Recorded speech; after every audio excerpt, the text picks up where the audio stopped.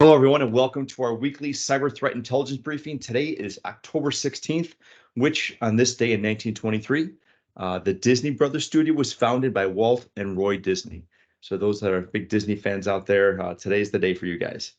Also, believe it or not, there's only 70 more days till Christmas. So get your shopping in. In today's briefing, we'll be covering the most recent trends that our threat intelligence team is witnessing in the trenches. My name is Keith Wojcicki, Global Head of Threat Intelligence. This week, we are joined by Senior Vice President George Glass, Vice President Sarah Becker, Senior Associate Ryan Hicks, and Analyst Avery Hellwig from our Cyber Threat Intel team. So let's talk about news you can use for October 16th. So Microsoft has announced the upcoming depreciation of Visual Basic Script, the VBS, from future Windows releases, which will be available as a feature on demand before its removal from the operating system. Kroll continues to observe VBS being used by the threat actors during the installation and execution phase of compromises, and this upcoming change will completely remove this capability for threat actors, which is really good. This month's patch cycle is the last time Windows Server 2012 will be supported without purchasing the extended security updates. Please take note of this, as this may be vital to your environment. Now, over to the financial sector, the new Mage campaign is infecting e-commerce sites 404 error pages. Attackers embedded malicious code into the error attribute on the HTML pages, which directs the victim to a fake payment page. And this is attached to the 404 error page on the vulnerable website. So use that news as you can use, and we will continue with today's briefing. We'll be covering the following trends that our cyber threat intelligence team is concentrating on. We're going to get into some Patch Tuesday, curl vulnerability, the HTTP exploited for DDoS, WordPress attacks, and then we're going to follow it up with some ransomware roundup. With that, I'm going to turn over to George. Thank you, Keith. Another Patch Tuesday gone. I can't believe it. Only a couple more for the until the end of the year. So what have we got this time around? 105 vulnerabilities fixed. 3 of those are 0 days. 17 critical vulnerabilities. 26 elevation of privilege vulnerabilities, and 45 remote code execution vulnerabilities. So let's get into some of those 0 days. First of all, CVE 2023 41763 only has a CVSS score of 5.3, and it affects Skype for Business. It's an elevation of privilege vulnerability. Bit of a weird way of visualizing this one, but the vulnerability allows an attacker to discover IP addresses on the target network, which then can be used for further access. That apparently is what gives it the elevation of privilege vulnerability. I probably would. I'd say it's an information disclosure vulnerability, but not an expert on those particular type of things. What's interesting about this one is it was first reported in September 2022 by security researcher Frykos. They posted about it on their blog, and clearly since then that particular technique has been used, and so Microsoft have fixed it. Second up, CVE 2023 36563, a CVS score of 6.5, and this is a information disclosure vulnerability in WordPad, which allows the exfiltration of Windows NTLM hashes, which obviously can then be used for pass the hash attacks and so on and so forth. I think this one is likely related to CVE 2023 36761, which was patched last month. A very similar vulnerability that allowed the extraction of NTLM hashes from Word. There is a third vulnerability. It is CVE 2023 44487. I'm going to leave that one to Ryan to talk about in a minute, but nevertheless, it is listed in the list of patches and advisories that Microsoft sent out. And then not listed as a 0 day, but one certainly that we're keeping a close eye on is CVE 2023 36434. CVS score of 9.8, and this is affecting Windows IIS servers. Again, is another elevation of privilege vulnerability. According to Microsoft, this vulnerability allows attackers to brute force user accounts on IIS servers. So those with weak passwords are without greater risk, are at greater risk of account takeover. No mention in the documentation there about whether MFA is a suitable mitigation for this. So one to watch for there, ensuring that users have strong passwords. I'll keep going and talk about a curl vulnerability. In our situational awareness reports from last week, we advised that there was going to be a release of a curl vulnerability. At the time, it was described as one of the worst that had been discovered in curl. I think that there was, there's a pretty significant amount of fanfare about that, and I don't think it was particularly warranted, in my opinion.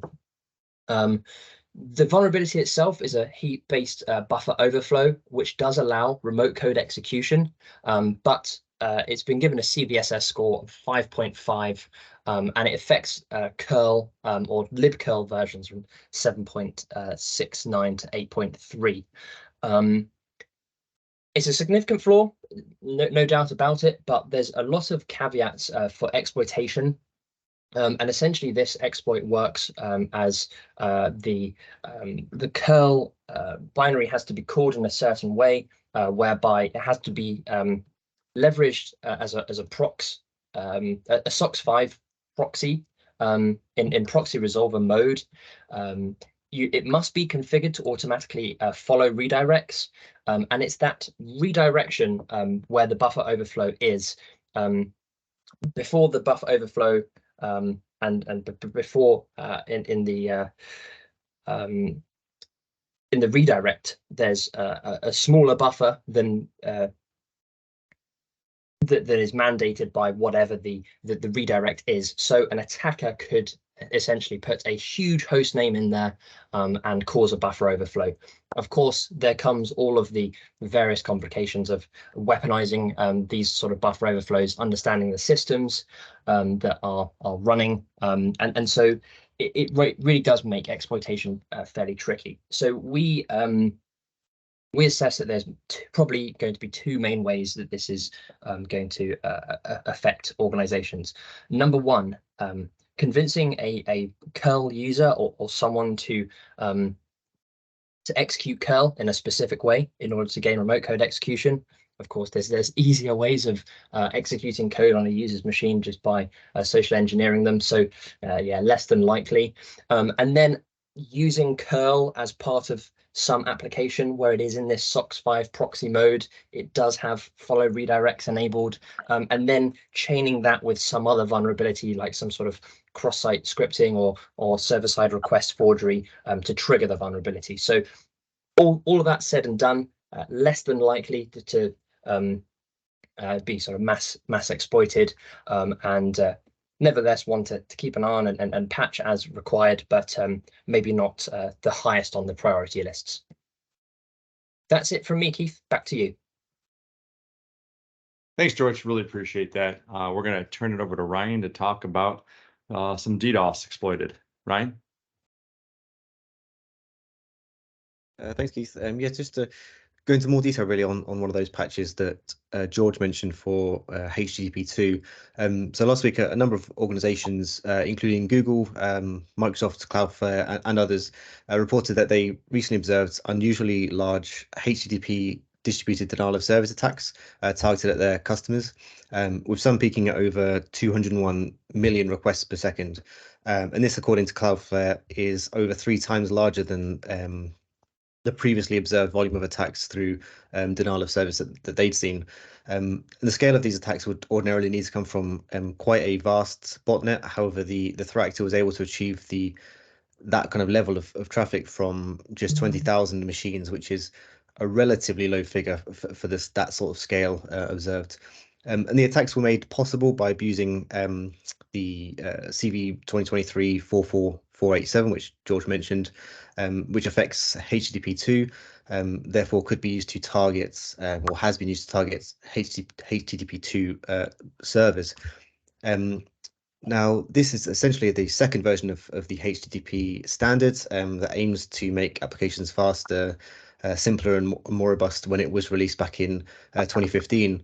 The exploitation itself essentially sends a number of HTTP requests using headers followed by RST underscore stream in a repeated pattern. Essentially, that is opening and closing a stream in very quick succession and generating a high volume of traffic to the target, which then causes reduced or lack of availability on the target server. In the report itself that we published today, we have a number of resources available in that article with more information on the vulnerability and the denial of service campaign. Just the recommendations, recommend organizations that provide HTTP to services apply patches as part of that sort of the Patch Tuesday cycle, and also consider employing a DDoS mitigation service if not already doing so, such as Cloudflare or services that are offered by other cloud-based providers. Often kind of the big providers have kind of DDoS protection, so consider kind of using one of those as well. That's all from me. I'll hand back to Keith. Thank you very much. Appreciate that. And we're going to turn it over to Avery, who's going to talk about some WordPress. Avery? Yeah, good morning. So multiple campaigns involving the Balada Injector malware have infected over 17,000 WordPress websites. The Injector is a malicious operation discovered in December of 2022, which exploits known vulnerabilities in premium theme plugins to inject a Linux backdoor into websites. The backdoor, once injected, redirects visitors of compromised websites to fake tech support pages, fraudulent lottery win offers, and push notification scams. I'm pretty much suggesting that the operation is either part of scam campaigns or a service that's sold to scammers. In April of 2023, it was reported that Balada Injector has been active since 2017 and has potentially compromised nearly 1 million WordPress sites. In the most recent campaign, threat actors exploited the CVE-2023-3169 cross-site scripting flaw in the TagDiv Composer, which is a companion tool for TagDiv's newspaper and newsmag, commonly used premium themes for WordPress sites. These themes are widely used by thriving online platforms, making them lucrative targets. The campaign targeting CVE 2023-3169 began in mid-September, shortly after the vulnerability details and a proof of concept exploit were made public. In these attacks, a malicious plugin dubbed as WP-ZEXIT.php was injected into many WordPress templates that redirected users to scam sites controlled by the attackers. Overall, we recommend that ensuring the TagDiv Composer plugin and any other plugins and themes are up to date. Back to you, Keith. Thank you, Avery. I appreciate that. We're going to send it over to Sarah for some ransomware roundup. Sarah? Thank you, Keith. The source code has been leaked for Hello Kitty ransomware. The threat actor Cappuccino, possibly known as, I'm going to assume the pronunciation is Gookie, sounds more fun. They recently leaked that source code of the first version of Hello Kitty ransomware on a dark web hacking forum. Gookie has also previously been linked to different malware and hacking services, such as they sold major access to a large entertainment company in 2020, as well as being associated with the ransomware as a service named Gookie Ransomware. Other users believe that Cappuccino is a developer of Hello Kitty and claims we are preparing a new product and much more interesting than Lockbit. So this is something that we're looking out for. The HelloKitty.zip archive that was released contained a Microsoft Visual Studio solution that contributed to the build for the Hello Kitty encryptor and decryptor. Researchers have confirmed that This source code that has been leaked is legitimate source code for Hello Kitty. So they compared it to the ransomware variant when the operation first launched in 2020. So while that release of the source code benefits us as a cybersecurity community for research purposes, just so we can dig into it, there is some drawbacks regarding threat actors now possibly utilizing this code to create their kind of own extortion operations. So with all this coming about, we are monitoring it just to see, you know, what may happen with this new leak. That's all for me, Keith. Thank you, Sarah. Appreciate it. And a big thank you to everybody that's taken the time to tune into today's Kroll's weekly threat intelligence briefing. We hope you found this session informative. I do want to thank George, Ryan, Avery, and Sarah for their contribution. Hope everyone enjoys the rest of their day, and make sure you turn into next week. Take care.